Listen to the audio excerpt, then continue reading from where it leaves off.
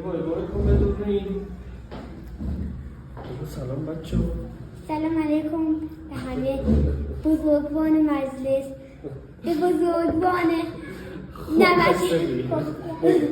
خب علی میخواد الان برای ما یک خط ریتم بخونه.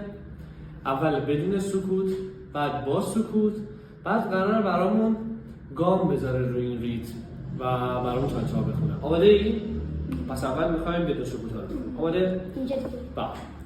سوالاتت هم خودت شروع کنم. بگو. 1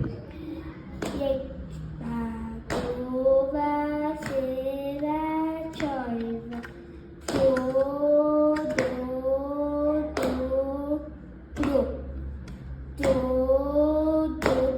2 تا زدیم سوختیم. یه بار دیگه اینجا.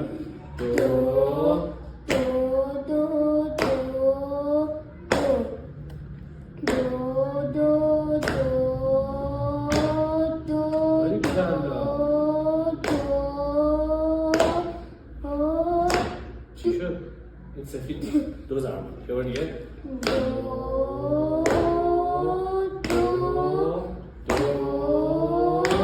2 دمت گرم. حالا با سکوت. آماده؟ 3 و 4 و 2 چنگ نیست که سیاه. 2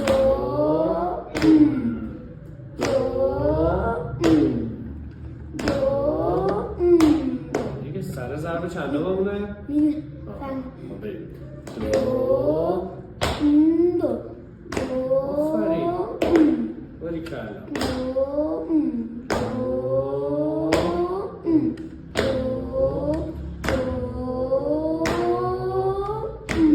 این سکوته؟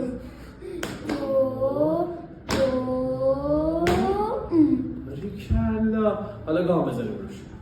آماده؟ از 2 دیگه.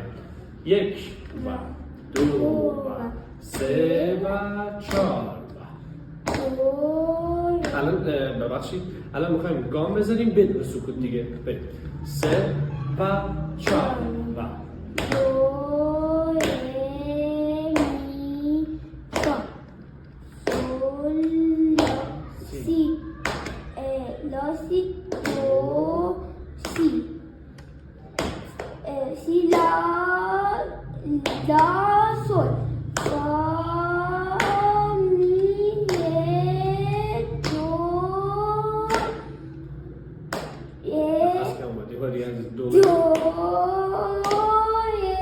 چرا؟ سفیده؟ دقت کن.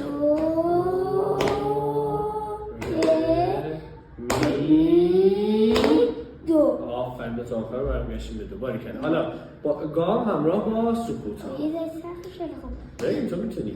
3 و 4 و 2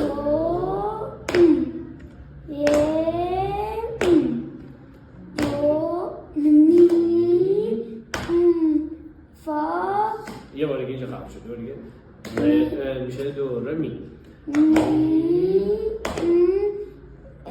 فا. یه بار دیگه می فا سول لا سی 2 یه بار دیگه اینجا 2 سی لا دیگه یه کنیم نیست. چند ضربه؟ یه ضربه. بریم از اینجا. لا لا بود؟ نه سی بود. ببین 2 بود ر می فا سول لا سی 2 ر می بود. می فا سول باری کلا یه بار کن. خدافظ.